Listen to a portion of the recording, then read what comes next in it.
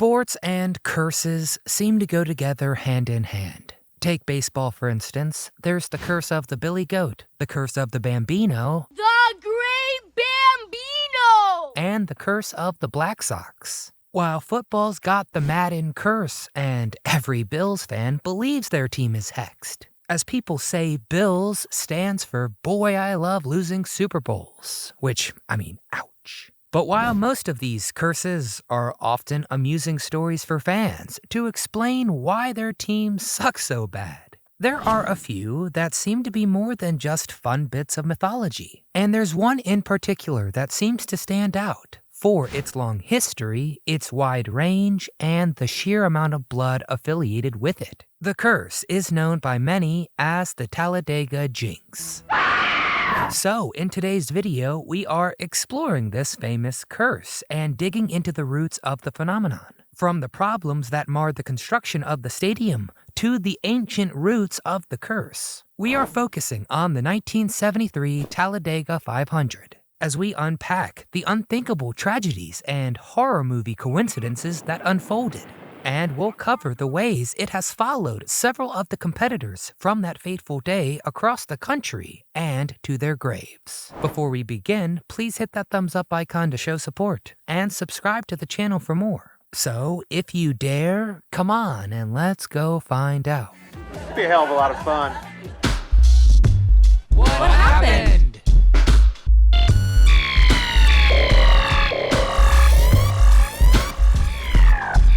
Cursed from the start. From the very beginning, there were some very big problems with Talladega, first known as the Alabama International Motor Speedway. The owner, Bill France, greedily rushed construction to open it as soon as possible, and as a result, the track was barely completed when it was time for the inaugural race. In fact, the paving was so poorly done that the majority of racers pulled out, claiming there was no way they'd be able to race safely. Don't worry, Bill pulled all the strings to have the race go as scheduled.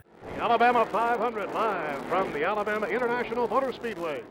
Of course, it was a disaster, and it became known as the worst race in NASCAR history. Many joked that the course was haunted, and it was a miracle that nobody was seriously hurt. But that was just the beginning for the track, because that veneer of safety wouldn't last for long. Sorry we couldn't crash more cars today. We didn't fill the quota for the day for Talladega. And the track would go on to become one of the bloodiest sights in NASCAR history. Within 10 years, 4 drivers would be killed in competition. And that's not counting the multitudes that died in off-the-track accidents. But to understand this legacy of senseless violence, we have to go back even further than 1969. We must return to the days of Manifest Destiny.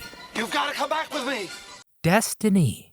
Talladega Superspeedway was built on an old airfield a little north of Talladega, Alabama, about 50 miles east of Birmingham. In the years before ground was broken for the course, it was a sleepy sight. But that tranquility belies a more tragic past. There are 3 theories about the origins of this site. One being the speedway was built on Native American burial grounds. The second is a Native American chief was thrown from his horse and killed there. And 3, the land was originally Creek Indian territory when Andrew Jackson and other tribes seized the land. A Creek shaman put a cross on the land.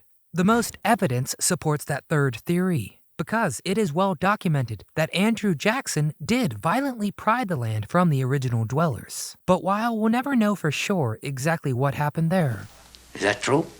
That's right. the results are much more well documented. Because whether or not there's a burial ground underneath Talladega, the racetrack has had many, many casualties. The 1973 Talladega 500. Bobby Isaac began racing in 1961, and over the next decade, he developed a reputation for being one of the tougher drivers in the sport. A guy who just wouldn't quit, you know? We have set on the pole, but it's not like winning the race. You got to win them races. Driving was everything to him. Yet, he would leave the 1973 Talladega 500, having vowed never to race again.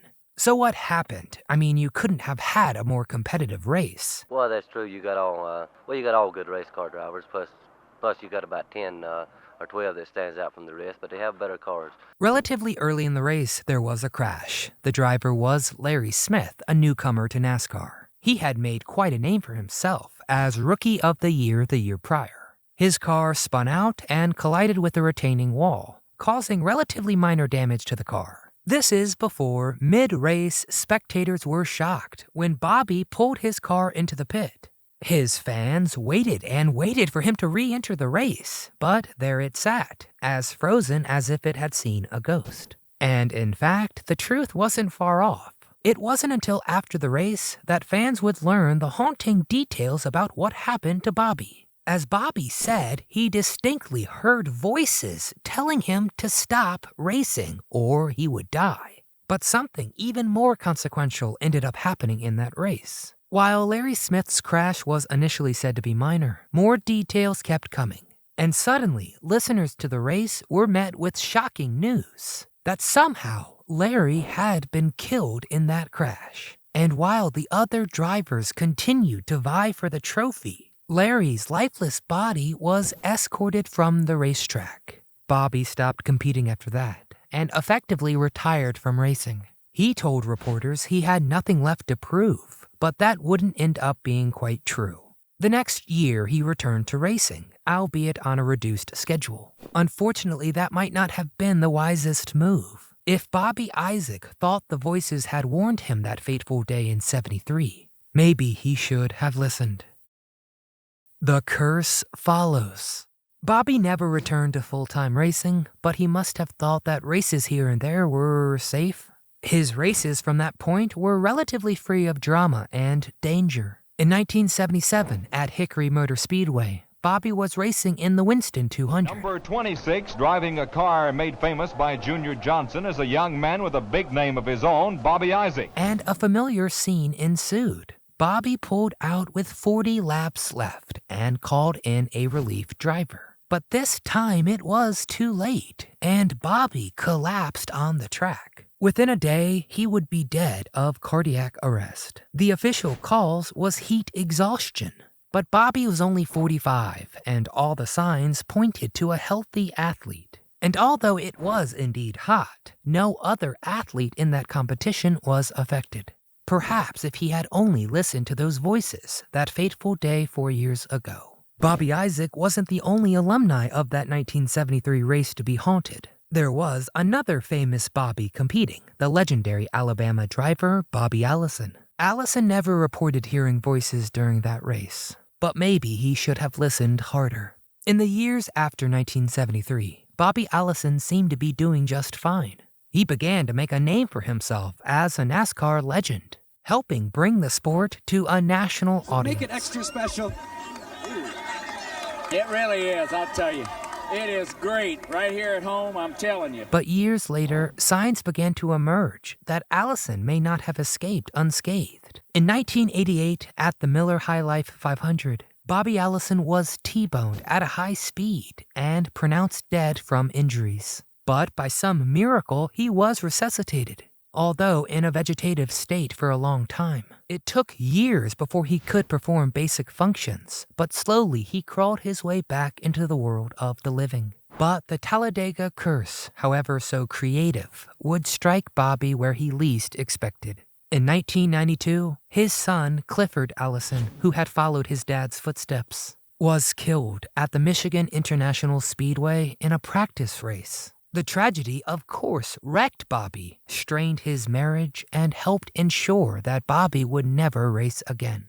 But it was too late. Bobby's son, Davey, who was also a driver, had recently purchased a helicopter for himself. He attempted to land the copter at a racetrack to watch his friend compete, but inexplicably, the helicopter nosed up and crashed. Davey was killed, and the racetrack where Davey attempted to land, well, yeah, the Talladega Superspeedway, of course.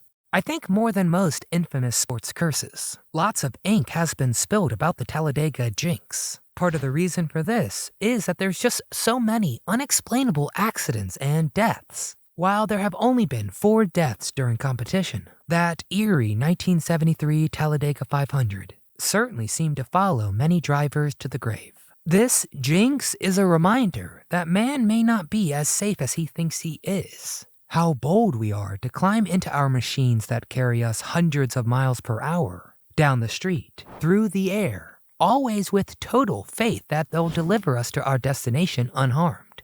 But maybe, just maybe, we aren't in as much control as we think we are. Oh, what a vicious crash! No matter how many roads we build, towers we construct, racetracks we pave, there will always be something underneath, something older, wiser, and unspeakably powerful.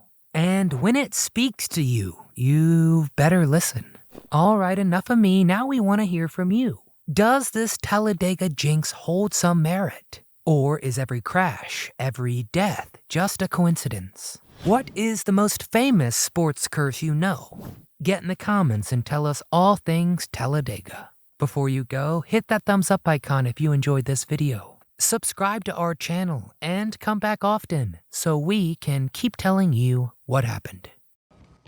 I'm not surprised about anything. Congratulations.